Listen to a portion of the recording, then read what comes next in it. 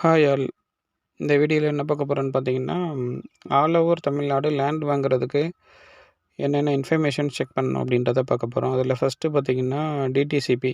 So இந்த டிடிசிபின்றது வந்து பார்த்திங்கன்னா ஒரு ப்ளூ பிரிண்ட் மாதிரி எவ்வளோ பிளாட் லேஅவுட் போடுறவங்க எவ்வளோ பிளாட்ஸ் இருக்குது, எங்கெல்லாம் நம்ம ரோட்ஸ் வச்சுருக்குறோம், அந்த பிளாட்ஸில் பிளாட்டோட கவுண்ட் என்ன அப்படின்றத ஒரு வரைபடம் மாதிரி வரைஞ்சி உங்களுக்கு அந்த வரைபடம் வந்து கவர்மெண்ட்டுக்கு கொடுத்துருவாங்க. தென் கவர்மெண்ட் வந்து அதை டேரெக்டாக கவர்மெண்ட்டில் இருக்கிற டிடிசிபி டிபார்ட்மெண்ட்ஸ் வந்து டேரெக்டாக அந்த சைட்டை வந்து விசிட் பண்ணி, ஸோ அதில் இருக்கிற பிளாட்ஸ் எவ்வளோ இருக்குது, பிளாட்ஸ் கவுண்ட்ஸ் என்ன, பிளாட்ஸோட சைஸஸ்.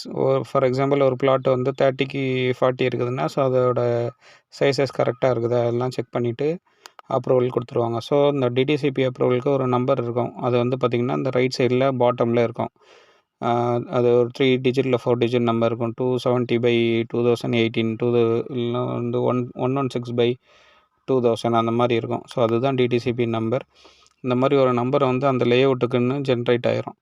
ஸோ இதை வச்சு நம்ம வந்து இந்த பிளாட்ஸை வந்து செக் பண்ணிக்கலாம். நீங்கள் கவர்மெண்ட் அப்ரூவ் பண்ண விஷயம் இது. ஸோ இதை வந்து நீங்கள் வச்சு என்னென்ன பிளாட்ஸ் வாங்குது, பிளாட்ஸோட நம்பர் என்ன, எல்லாமே நீங்கள் எல்லா இன்ஃபர்மேஷன்ஸும் இதில் நீங்கள் செக் பண்ணிக்கலாம். ஸோ கண்டிப்பாக இந்த இன்ஃபர்மேஷன் உங்களுக்கு யூஸ்ஃபுல்லாக இருக்கும்னு நினைக்கிறேன். அடுத்தடுத்து லேண்ட் பற்றி நிறைய வீடியோஸ் நான் இதில் போடுறேன். நீங்கள் சப்போர்ட் பண்ணுங்கள். Thank you all.